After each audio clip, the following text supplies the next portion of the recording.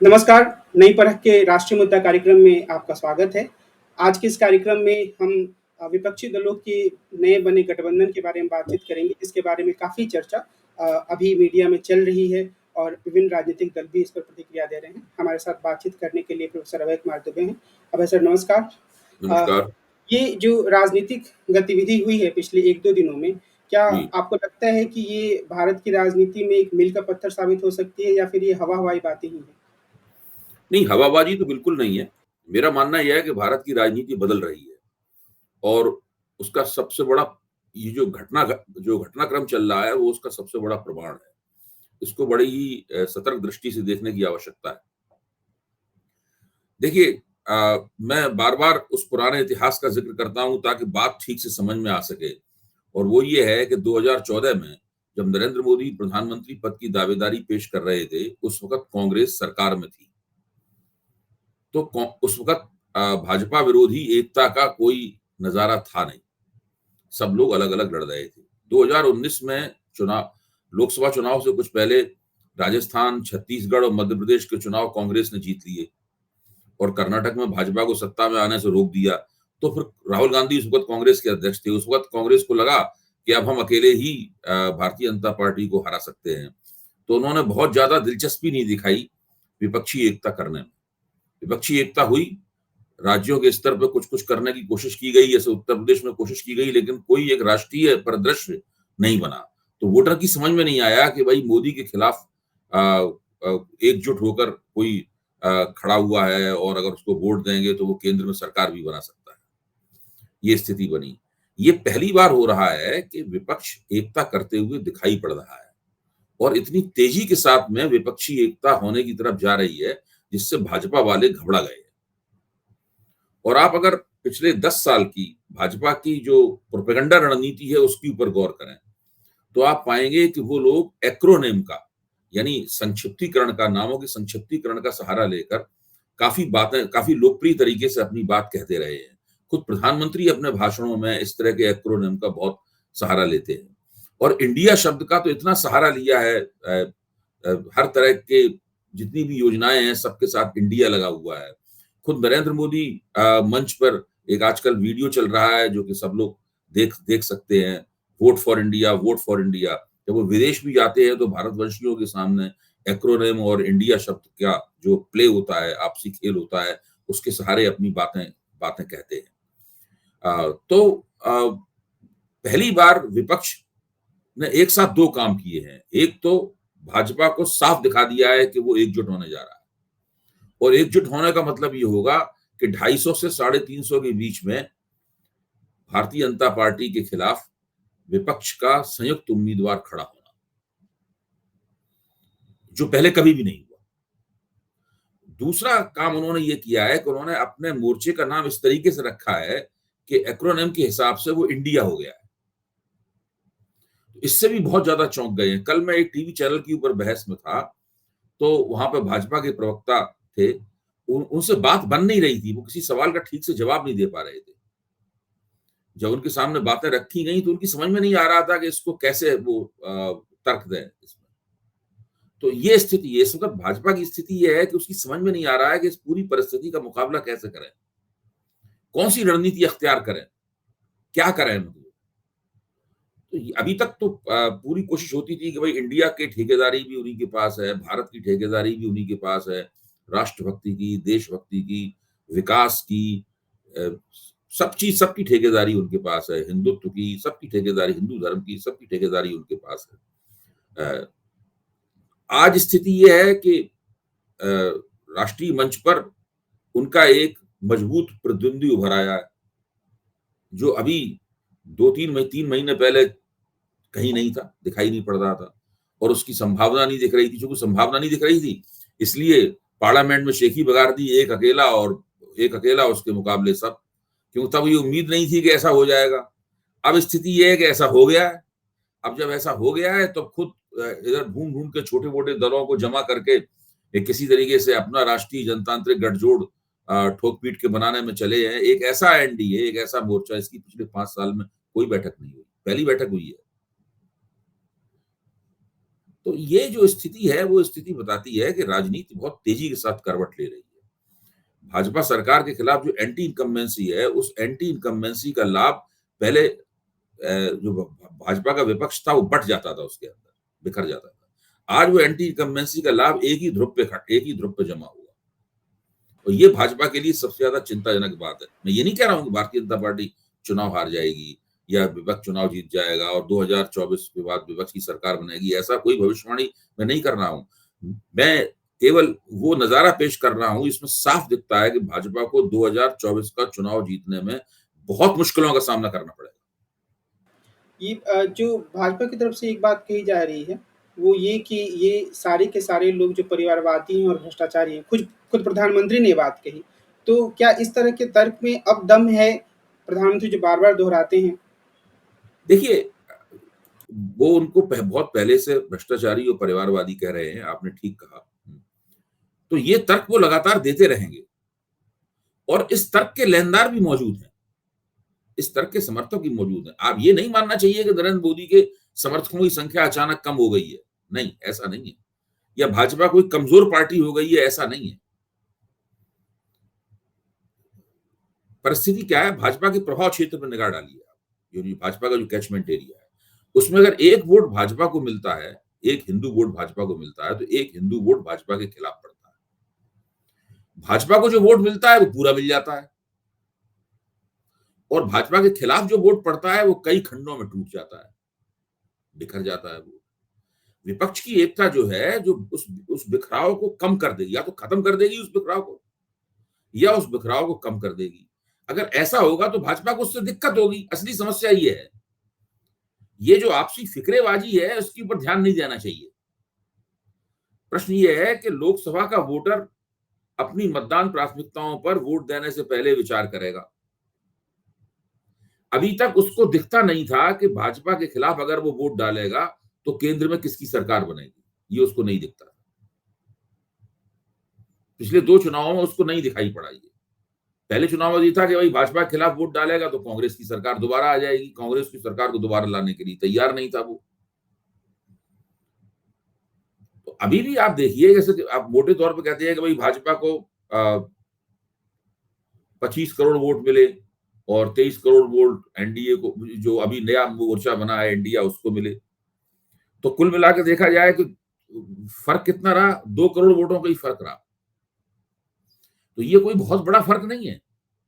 भाजपा का जो जितने वोटों में उसको पूर्ण बहुमत प्राप्त हो जाता है, पहली बार 31% वोटों में पूर्ण बहुमत प्राप्त हो गया और दूसरी बार उसको 38% वोटों में पूर्ण बहुमत प्राप्त हो गया। तो अभी तक तो वो 40% तक भी नहीं पहुंची है।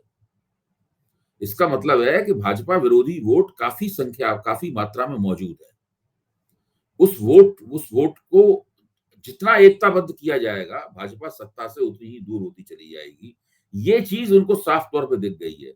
इसलिए उनकी हड़बड़ाहट, परेशानी, और फिर जिस तरह के प्रोपेगेंडा वो लोग करते थे, उसी तरह के प्रोपेगेंडा पे ये लोग भी उतर आए हैं। आप सोशल मीडिया पे भी देखें, पहले ये होता था कि विपक्ष का समर्थन करने वाले सोशल मीडिया के मंच जो होते थे, वो कुछ संयम बरतते थे, लेकिन भाजपा की तरफ से कोई संयम नहीं बरता जाता था। अब उन्होंने निर्णय ले लिया है कि हम भी अब कोई संयम नहीं बरतेंगे। टिट फॉर टैट होगा, जैसा जो हमें दिया जाएगा, हम बदले में वैसा ही पलट के जवाब देंगे। एक जो महत्वपूर्ण बात भाजपा के समर्थकों या भाजपा के नेताओं के द्वारा कही जा रही है कि विपक्ष का तो कोई एक नेता है नहीं और वो लोग आपस में हो सकता है आगे सिर्फ टव्वल भी कर लें। तो क्या ये एक नेता होना या प्रधानमंत्री पद का एक उम्मीदवार होना एक महत्वपूर्ण बात है जो विपक्ष को तय करना महत्वपूर्ण चाहिए? बात है। ये चीज भाजपा के पक्ष में जाती है, लेकिन ये उतनी ज्यादा विपक्ष के खिलाफ नहीं आती जितना भाजपा वाले प्रचार कर रहे हैं। भाई अगर आपके पास एक सुपरिभाषित नेता है, उसकी एक निश्चित लोकप्रियता भी है, उसकी आवाज लोग सुनते भी हैं, तो वो आपको उसका लाभ होता है, इसमें कोई शक नहीं।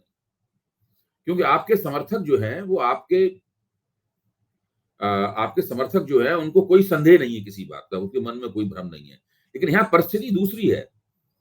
मेरा कहना है कि जितने वोट नरेंद्र मोदी को पिछली बार मिले थे, उतने वोट अगर दोबारा फिर मिल जाए, तब भी चुनाव परिणाम वो नहीं आएगा जो पिछली बार आया था। क्योंकि पिछली बार उनके खिलाफ पड़ा वोट बिखर गया था, इस बार विपक्षी एकता के कारण उनके खिलाफ पड़ा वोट बिखरेगा नहीं, ये मैं कह रहा हूं। मैं ये नहीं कह रहा हूं भाजपा के वोट कम हो रहे हैं। आप मान लीजिए भाजपा को 37-38% वोट पिछली बार मिले थे, वो सब मिल जाते हैं दोबारा, लेकिन उनके खिलाफ जो वोट पड़ा हुआ था, वो वोट जब एकजुट हो जाएगा तो वो चुनौती अच्छी होगी, अच्छी मिलेगी, लड़ाई बहुत ही कांटे की होगी। और बहुत सी जगहों पर जहां पर 75-80 सीटें ऐसी इस तरह की थी जहां पर मुश्किल से भाजपा जीती थी। मतलब वो सारे आंकड़े हम लोगों के साथ हैं, हम लोग कई बार उन आंकड़ों की चर्चा कर चुके हैं कि कितनी सीटों पे कितने वोट मिले थे, जो अंतर रहा था जीत हार का वो कितना रहा था, तो जहां एकता कहाँ पे फर्क डालेगी। तो ये मसला है। दूसरी बात ये है कि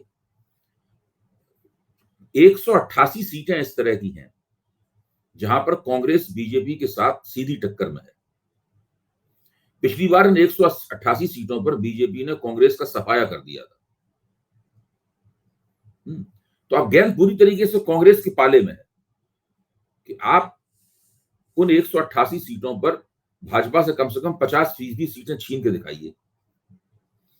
आप देखिए यहां तो सिर्फ हिटौवल की कोई स्थिति नहीं, यहां तो कोई प्रधानमंत्री पद की कोई दावेदारी कर ही नहीं रहा है। कांग्रेस ने स्पष्ट कर दिया है कि उसकी प्राइम मिनिस्टर पद के ऊपर कोई दावेदारी नहीं है। बाकायदा कांग्रेस ने विपक्षी मीटिंग में ये कह दिया है कि उसकी प्रधानमंत्री बनने में कोई दावेदारी नहीं है। उसकी चुनाव लड़िए, देखते हैं किसके कितने आते हैं। नीतीश कुमार कह चुके हैं कि वो भी प्रधानमंत्री नहीं बनना चाहते। क्या आपने सुना किसी विपक्षी नेता ने कहा कि वो प्रधानमंत्री पद का उम्मीदवार है? एक बात आती है कि सीटों के बंटवारे को लेकर, जैसे दिल्ली हो या पंजाब हो या उत्तर प्रदेश हो या पश्चिम बंगाल भी हो, और उसमें फिर अंतर्विरोध भी दिखता है। सीपीएम कहता है कि वो पश्चिम बंगाल में समझौता नहीं करेगा टीएमसी के साथ, या फिर सीपीएम समझौता नहीं कर सकता कांग्रेस के साथ। तो ये क्या ऐसे अंतर्विरोध हैं जो कि इस पूरे गठबंधन के सामने एक बहुत मजबूत चुनौती बन के आएंगे? देखिए, सीटों का बंटवारा हमेशा ही हर गठजोड़ में मुश्किल तलब चीज होती है। इस तरह की मुश्किलें भारतीय जनता पार्टी को भी एनडीए में आएंगी। भाजपा उन मुश्किलों को ज्यादा आसानी के साथ में हल कर लेगी, क्योंकि वो एक ज्यादा बड़ी पार्टी है और उसके घटक दल के दूसरे सहयोगी जो हैं वो छोटे छोटे दल हैं। तो भाजपा किसी तरीके से वहां प्रबंधित कर लेगी, मैं समझता हूँ। यहाँ पर क्या चीज है जो इन लोगों को एकजुट कर रही है और वो अंतर विरोधों को रहते हुए भी आखिरकार प्रबंधन की तरफ ले जाएगी? इसके ऊपर एक दक्षिणपंथी बुद्धिजीवी हैं आर जगन्नाथन, तो उन्होंने एक दिलचस्प कहानी सुनाई है। वो कहानी मैं आपको भी सुनाना चाहता हूँ। वो कहानी ये है कि एक शिकारी अपने कुत्ते के साथ में हिरन का पीछा कर रहा था। हिरन काफी तेज भाग रहा था, पीछे पीछे शिकारी और उनका कुत्ता भी भाग रहा था। जिम्मेदारी कुत्ते की थी हिरन को पकड़ने की, लेकिन हिरन तेज भाग कर निकल गया। तो शिकारी ने कुत्ते के ऊपर ये तंज किया कि भाई तुमसे तेज ये कैसे निकला? तो कुत्ते ने पलट के जवाब दिया कि मैं तो आपके हंटिंग प्लेजर के लिए दौड़ रहा था, आपको शिकार करने का मजा आया इसके लिए दौड़ रहा था। मैं तो वो अपनी जान बचाने के लिए दौड़ रहा था, तो वो निकल गया आगे। तो यहां विपक्ष के लिए अस्तित्व बचाने का प्रश्न है। जो समस्याएं हैं, अंतर्विरोध हैं, जो विरोधाभास हैं, वही तो उनकी चुनौती है। एकता की इच्छा व्यक्त करना अलग बात है, एकता को कारगर रूप देकर जमीन पर उतारना एक दूसरी बात है।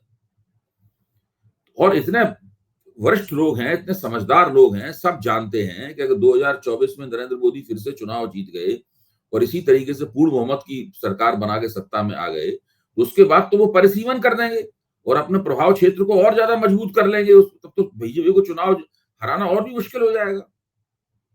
2026 में परिसीमन खुल जाएगा, वो संवैधानिक जो प्रतिबंध लगा हुआ है वो प्रतिबंध हट जाएगा उसके ऊपर से। तो 2024 में अगर उनको ये लोग नहीं रोक पाए तो इन्हें फिर सोचना भी छोड़ देना चाहिए कि ये 2029 में फिर रोक पाएंगे उनको। जी। इनके लिए अस्तित्व बचाने का सवाल है। एक आखिरी प्रश्न ये है कि बार-बार ये बात कही जाती है कि एक काउंटर नैरेटिव होना चाहिए, और आप भी कई बार कहते हैं कि धीरे-धीरे ही सही पर कुछ एंटी इनकम्बेंसी मोदी सरकार के खिलाफ बन रही है। तो क्या इस घड़ी में हम ये कह सकते हैं कि काउंटर नैरेटिव बनाने की दिशा में विपक्ष थोड़ा आगे बढ़ रहा है? देखिए, काउंटर नैरेटिव तो बन ही रहा है। ये विपक्षी एकता भी उस काउंटर नैरेटिव का एक बहुत बड़ा प्रस्थान बिंदु है। विपक्षी एकता बनेगी, ये लोग अपना एक न्यूनतम साझा कार्यक्रम बनाएंगे। उसके बाद उसमें कहा गया है कि उसका विपक्षी एक जो नया मोर्चा बना है उसका एक दफ्तर होगा।